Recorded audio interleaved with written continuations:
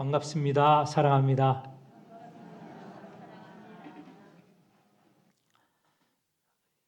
잘 지내셨죠? 네, 답이 크니까 좋습니다. 아, 코로나 확산으로 그동안 차량 운행을 하지 못했습니다. 그런데 이제 좀 잠잠해져서 다음 주일부터, 그러니까 16일이죠. 16일부터 차량 운행을 합니다. 이전과 같은 시간, 같은 운행 방식으로 운행을 하니까 1부나 2부나 다 그 장소에 그 시간에 가시면 차량을 이용할 수 있습니다. 잘 기억하시길 바랍니다. 이번 주간에 한 번 더 교회에서 문자 메시지를 보내도록 하겠습니다. 다음 주부터 차량 운행을 하는 것 기억하시기 바랍니다. 지난주 설교 제목이 생각나는 사람이 있습니까?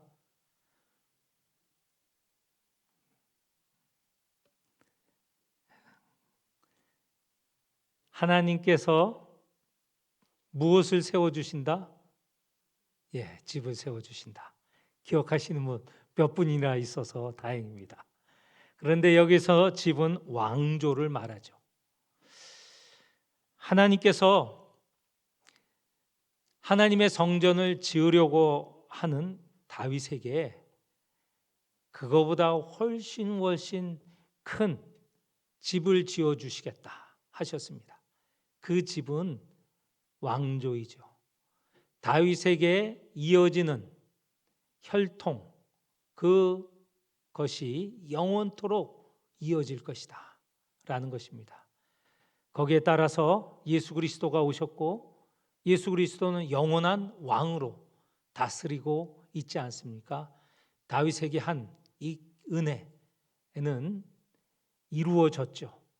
얼마나 큰 은혜입니까? 그런데 오늘 우리가 지금 보는 설교 제목은 당신이 그 사람이다 라는 제목입니다. 이 무슨 말인가? 이 제목은 당시의 선지자 나단이 다윗을 고발하는 말입니다. 고발이라는 것은 무엇을 잘못했기에 그것을 드러내는 게 고발 아닙니까? 다윗이 악행을 저지르는 당사자라는 것입니다. 도대체 다윗이 무슨 죄를 저질렀고 그래서 나단은 어떻게 고발을 하였는지 오늘 우리가 보도록 하겠습니다. 다윗의 영도력으로 이스라엘 내부가 하나가 되었습니다. 유다와 다른 지파가 하나가 되어 이스라엘을 이루었죠. 거기에 다윗은 왕이 되었습니다. 그리고 밖에 있는 적들도 대부분 진압이 되었습니다. 단지 암몬 한 나라가 남아서 아직 대립하고는 있지만 암몬도 그리 큰 위협은 아닙니다. 지금 암몬과 전쟁 중인데 당시 날씨로 인해서 당분간 휴전이었고 이제 오늘 우리가 지금 보게 되는 본문 바로 앞에 보면 이 날씨가 어느 정도 전쟁이 하는 시기가 되었습니다. 그래서 암몬과 다윗이 전쟁을 하게 됩니다. 그런데 이 전쟁이 시작되면서 이전과 다른 다윗의 모습을 보게 됩니다. 이전에 전쟁이 있게 되면 다윗이 선두에 나섰습니다. 앞장서고 또 부하를 이끌어서 매 전쟁에 나가고 승리를 얻게 되었습니다. 그런데 이제 어느 정도 모든 게 다 평정이 되었다고 하죠. 이러니 다윗이 암몬과의 전쟁에 나서지 않았습니다. 그는 군사령관 요압에게 부대를 맡기고 전쟁터로 나가게 하고 자신은 예루살렘에서 있었습니다. 11장 1절에 보면 그것을 이렇게 표현을 합니다. 그 해가 돌아와 왕들이 출전할 때가 되매, 이제 전쟁하는 시기가 되어서 전쟁이 있는데 다윗은 예루살렘에 그대로 있더라. 다윗은 이제 자기가 안 나가도 승리할 수 있으리라는 자신감이 생긴 거죠. 그래서 왕이 솔선수범 전쟁터에 나가지 않고 부하를 내보냈습니다. 이 일부터가 좀 낌새가 수상하게 되었습니다. 바로 이때 문제가 생깁니다. 예루살렘에 남아있던 다윗은 왕궁 옥상을 거닐다가 그 옥상에서 목욕하고 있는 아름다운 여인 하나를 보게 됩니다. 이 여인을 보게 되는 게 죄가 되지는 않습니다. 그렇죠. 우리 눈에 별별 게 다 눈에 보이지 않습니까? 물론 찾아다니면서 보는 거는 죄가 되지만 그냥 살다 지내다 보면 여러 가지가 우리 눈에 보입니다. 어떤 건 못 볼 게 있는데 어쩔 수 없이 보게 되는 경우 있죠. 다윗이 옥상에서 아름다운 여인을, 목욕하는 여인을 보았다. 그 자체가 죄가 되는 건 아닙니다. 그냥 눈에 들어오는 것을 본 것이죠. 그런데 문제가 생깁니다. 다윗이 부하를 보내어서 그 목욕하는 여인이 누구인지를 알아보라고 한 것입니다. 부하가 나가서 알아보니까 그는 햇사람 우리아의 아내 밧세바였습니다. 그러니 밧세바는 남편이 있는 유부녀죠. 그리고 또 한편에 보면 이 전쟁터에 나간 밧세바의 남편 우리아는 이스라엘을 위해서 그리고 다윗 왕을 위해서 지금 전쟁터에 나가 있는 것 아닙니까? 그런 여자를 다윗이 궁중으로 불렀다는 것이죠. 이것은 죄가 되는 것입니다. 여기서 그치지 않고 궁중으로 부른 밧세바와 동침을 하였습니다. 이는 죽을 죄입니다. 그냥 보통 죄가 아니고 죽을 죄이죠.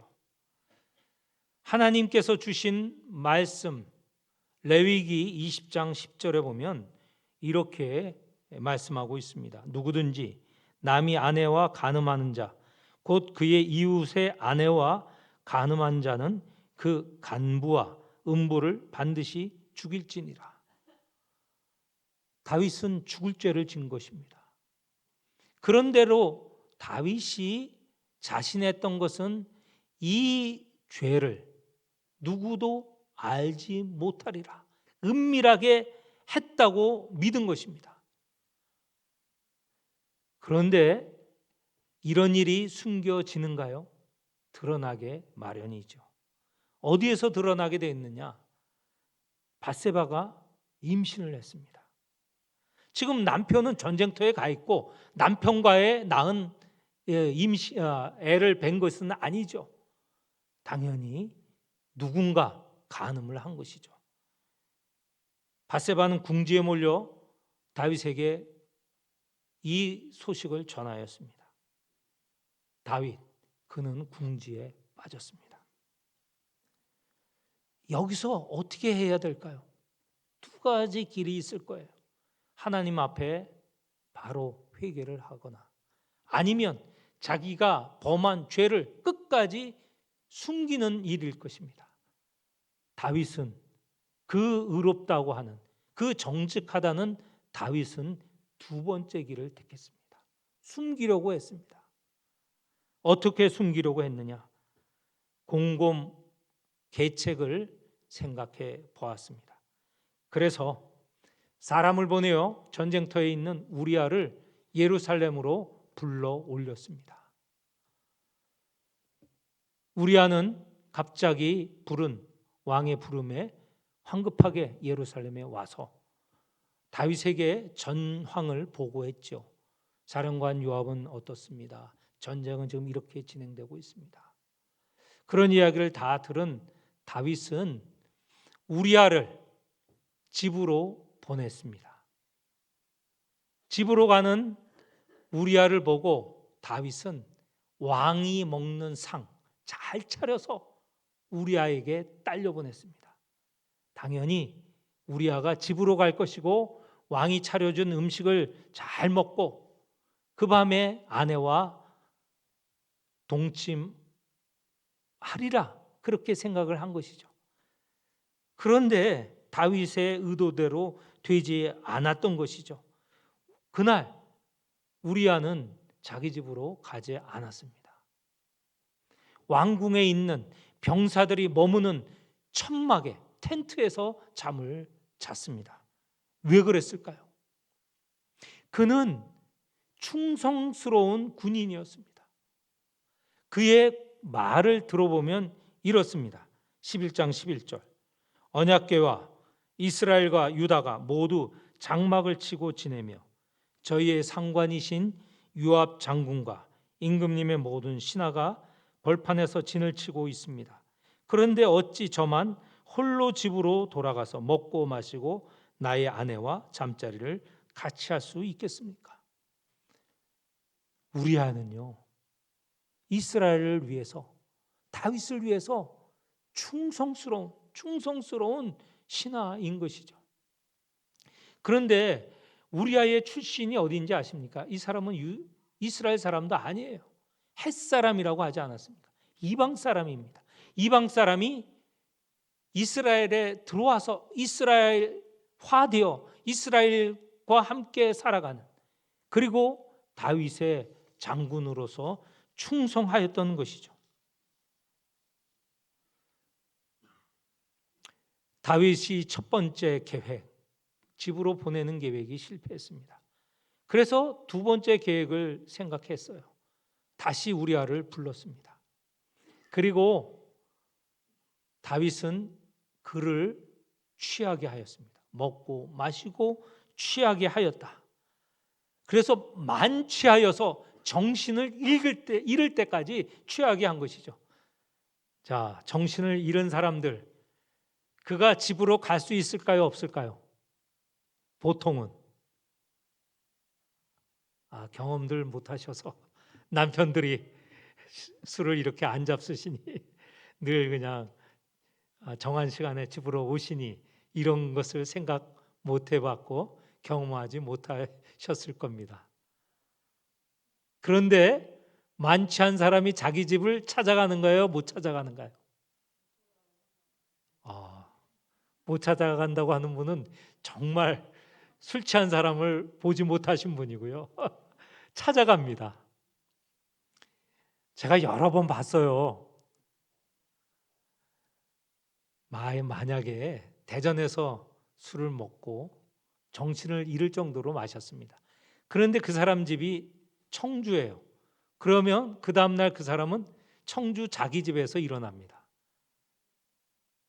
어떻게 됐든 찾아가는 거죠. 어떻게 찾아갔는지는 자기도 몰라요. 근데 자기 집을 찾아가요. 다윗이 그걸 노린 겁니다. 아예 이 우리아 술 취하여서 정신을 온전히 잃게 했어요.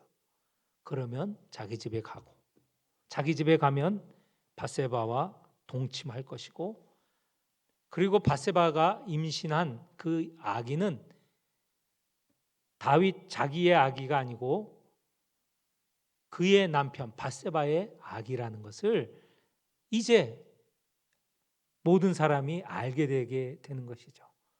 그런데 요압은 충성스러운 신하였습니다. 술 취해도 정신을 잃어도 그는 충성한 자였죠. 그날 밤 자기 집에 가지 않고 여전히 궁궐에 있는 병사들이 머무는 막사 천막에 머물렀습니다. 거기서 잠을 잤습니다. 자, 이렇게 되니 다윗은 자기가 지은 이 악행을 이런 방법으로 숨길 수 없겠다 생각하고 우리아를 다시 전쟁터로 보냅니다.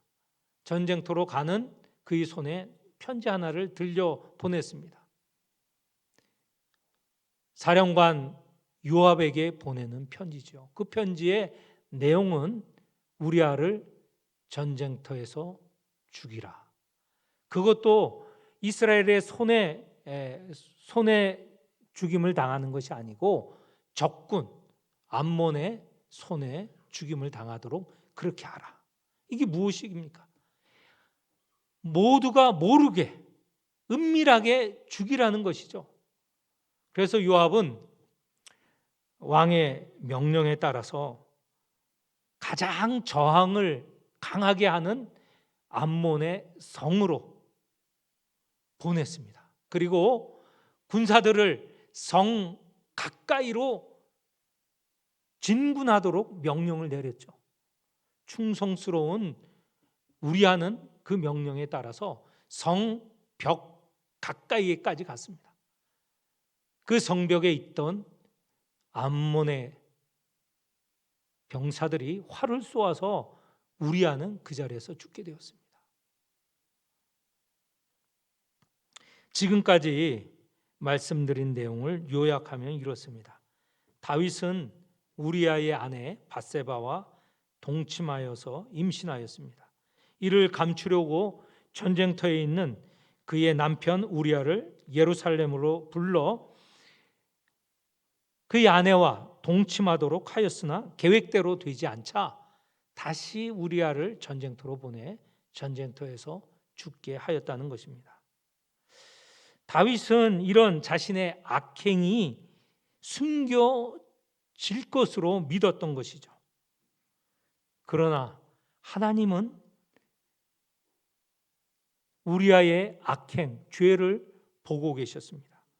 그래서 선지자 나단을 통해서 다윗에게 이야기 하나를 들려주셨습니다. 그 이야기가 오늘 우리가 읽은 본문의 내용이죠. 본문의 내용이 이렇습니다. 한 성읍에 양과 소를 많이 가진 부자가 있었고요. 또 한편으로는 작은 암양 새끼를 자기 가족처럼, 딸처럼 키우는 가난한 사람이 한 사람이 있었습니다. 어떤 행인이 그 마을에 오게 되었습니다. 이스라엘 당시 풍속은 이 행인 나그네를 아주 환영하는, 환대하는 그런 관습이 있었죠. 그 마을이 그 행인을 잘 맞이하여야 합니다. 그런데 사실 이때 온 행인은 그렇게 중요한 인물은 아니었습니다. 예를 들면 부자의 친구였다든가 아니면 신분이 높은 사람이라는 그런 게 아니에요. 보통 일반 행인이에요. 근데 부자는 그렇기 때문에 자기의 소와 양을 잡는 것이 너무 아까웠어요. 그래서 사람을 보내어서 가난한 자의 암양 새끼, 그 가족에게는 너무 귀한 것을 빼앗아다가 행인에게 주었습니다. 그것으로 음식을 만들었다는 것이죠. 이 얼마나 못된 부자입니까? 이야기를 들은 다윗이 분노하였죠. 그래서 이렇게 말합니다. 우리가 읽은 본문 5장. 여호와의 살아계심을 두고 맹세하노니 이 일을 행한 그 사람은 마땅히 죽을 자라. 그가 불쌍히 여기지 아니하고 이런 일을 행하였으니 그 양새끼를 4배나 갚아줘야 하리라. 그렇게 악행을 한 자는 죽임을 당하여야 하고 그가 한 악행의 4배를 갚아줘야 된다라는 말씀이죠. 다윗의 분노에 나단은 분명하게 하나님의 말씀을 전합니다. 그것은 고발이죠. 그렇게 악행을 저지른 자는 바로 당신이다, 왕이다 라고 분명하게 말하고 있습니다. 7절이죠. 지금까지 다윗은 이스라엘에게 의로운 사람, 정직한 사람, 충성스러운 사람, 그리고 이스라엘 모두를 다 살피는 그리고 사랑하는 사람으로 알려져 있었죠. 그래서 하나님은 다윗에게 큰 은혜를 베푸셨습니다. 사울의 손에서 그를 구원하셨고 이스라엘 왕으로 삼으셨죠. 그리고 당시 갈라져 있던 이스라엘을 통합하게 하시고 전체 이스라엘의 왕으로 삼으셨습니다. 그런데 오늘 이 이야기가 있게 된 배경, 바로 밧세바 동침하고 그의 남편을 죽이는 이런 일들을 보면 하나님의 은혜를 받은 사람이 아니고 하나님을 업신여기는 사람이라는 것을 알게 됩니다. 9절 10절에 두 번에 걸쳐서 나단을 통하여 하나님께서 이렇게 말씀하십니다. 어찌하여 네가 여호와의 말씀을 업신여기고 나보기에 악을 행하였느냐. 10절입니다. 다시 이제 내가 나를 업신여기고 햇사람 우리아의 아내를 빼앗아 내 아내로 삼았다. 이렇게 하나님을 업신여긴 다윗에게 하나님은 재앙을 내리십니다. 10절 하반절 이제 칼이 내 집에서 영원토록 떠나지 아니하리라. 그리고 너는 은밀하게 남의 아내를 빼앗았지만 나는 백주에 내 아내를 사람들에게 빼앗기는 것을 보이겠다. 얼마나 무서운 재앙입니까? 이런 하나님의 진노에 다윗은 그 자리에서 회개를 합니다. 여기서 다윗이 또 남들과 다른 면은 분명히 있습니다. 은밀하게 하나님을 속이려고 했던, 다시 말해서 하나님을 업신여겼던 그런 모습을 보이다가 하나님의 질책, 그 고발에 바로 자기 자신을 돌이킵니다. 13절 내가 여호와께 죄를 범하였습니다. 다윗의 이 회개, 하나님께서 진노하시고 고발하신 것에 대해서 바로 회개한 것이죠. 어떻게 회개했을까? 궁금하지 않으십니까? 그 자세한 내용이 나와 있습니다. 성경 시편 51편은 나단의 고발에 다윗이 회개한 내용이 나와 있습니다. 그 시편 51편은 다윗의 회개의 기도입니다. 오늘 댁에 돌아가셔서 꼭 읽어보세요. 하나님께서 다윗을 고발하셨을 때 바로 네가 그 악행을 저지른 자다 했을 때 다윗은 바로 돌이켜서 자기의 죄를 고백하고 회개한 것이죠. 51편 꼭 읽어보시기 바랍니다. 이렇게 다윗이 죄를 고백했을 때 하나님도 대단한 분이세요. 바로 그 자리에서 다윗의 죄를 용서하십니다. 13절 하반절 여호와께서도 당신의 죄를 사하셨나이다. 그러나 이 죄에 대해서 용서는 하시지만 죄에 대한 대가는 있다고 말씀하십니다. 다시 말해서 죄에 대한 벌은 있는 것이죠.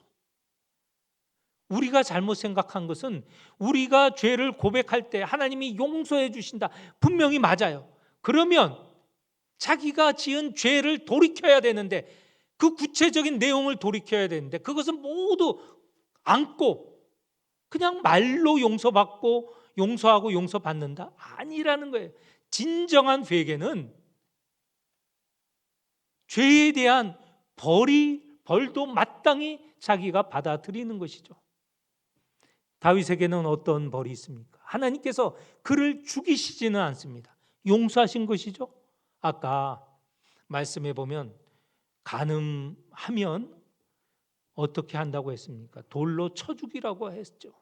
그런 벌은 받지 않죠. 용서를 받은 것이죠. 그러나 다윗이 행한 것에 대한 대가는 있습니다.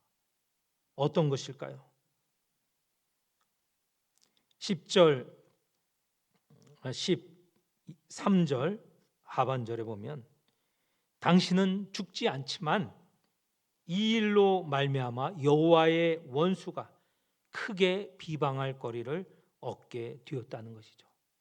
사람들이 다윗을 이렇게 비방합니다. 또 이스라엘을 이렇게 비방합니다. 다윗이 훌륭한 임금인 줄 알았는데 알고 보니 남의 아내를 취한 자이고 그것을 숨기기 위해서 그의 남편까지 죽인 자다. 얼마나 부끄럽고 수치스러운 말입니까? 이 말이 없어지지는 않죠. 이 말이 계속 사람들 사이에 회자될 것 아닙니까? 얼마나 큰 대가입니까? 또 하나, 지금 내가 밧세바에게서 임신시켜 낳은 아이, 그 아이는 죽을 것이다 라는 것입니다. 밧세바가 아이를 낳았습니다. 낳자마자 그 아이는 시름시름 앓았습니다. 그리고 18절에 보면 이래 만에, 낳은 지 7일 만에 그 아이는 죽었다는 것이죠. 오늘 이 말씀을 통하여서 몇 가지 교훈을 얻습니다. 첫 번째, 다윗도 죄인이다 라는 것이죠. 의인이다, 정직한 자다, 그런 사람이지만 다윗도 우리와 같은 일반 사람과 같이 범죄하는 사람이라는 거죠. 아니, 일반 사람보다 더 악한 죄를 짓지 않습니까? 남의 아내를 취하고 그의 남편까지 죽이는 이런 범죄를 저지르지 않았습니까?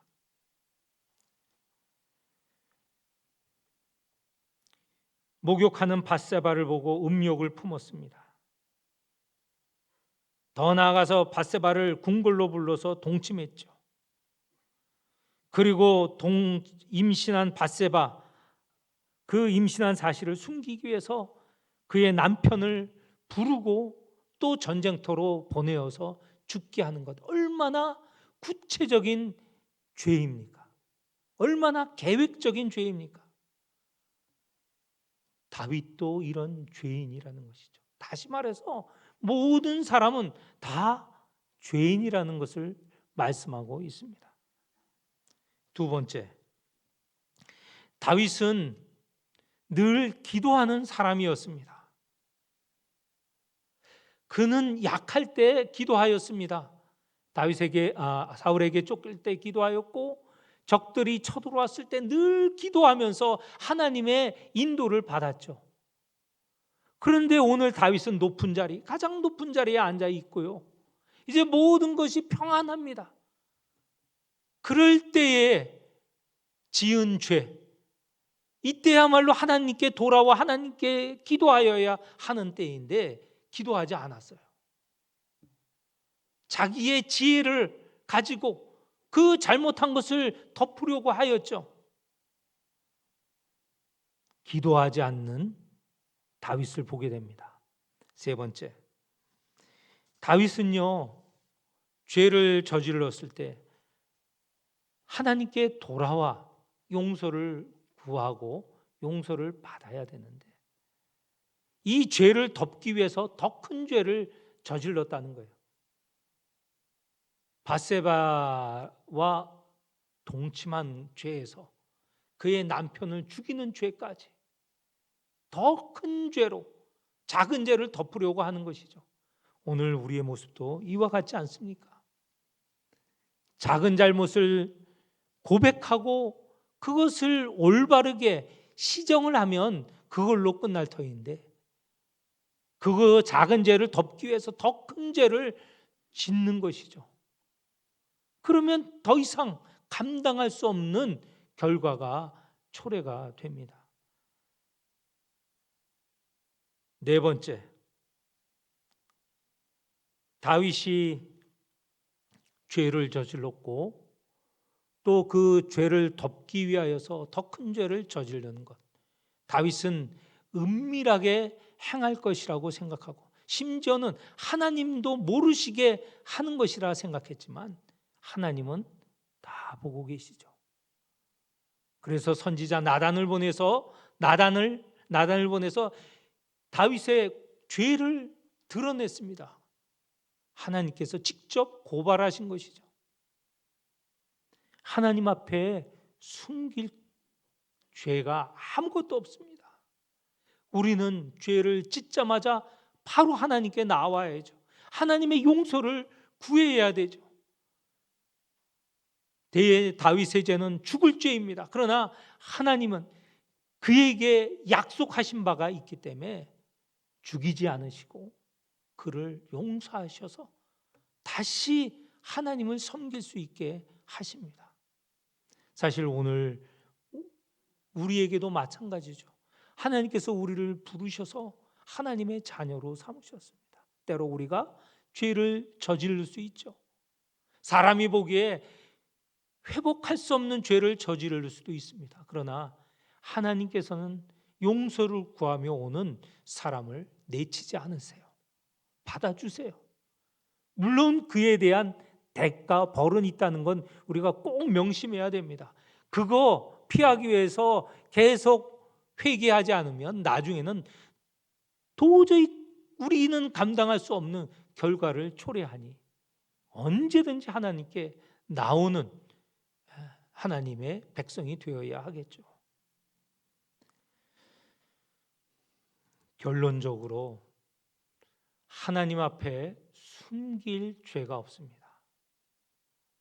하나님께 바로 나와서 용서를 구하여야 하죠. 그러면 자비롭고 은혜롭고 노하기를 더디하시는 하나님께서 용서를 하여 주십니다. 우리에게 이렇게 늘 은혜와 사랑을 베푸시기를 원하시는 하나님이세요. 이 시간 돌아오기를 원하시는 하나님이십니다. 이 하나님께 나아가시는 모든 성도가 되시기를 축원합니다. 기도하겠습니다. 하나님 아버지,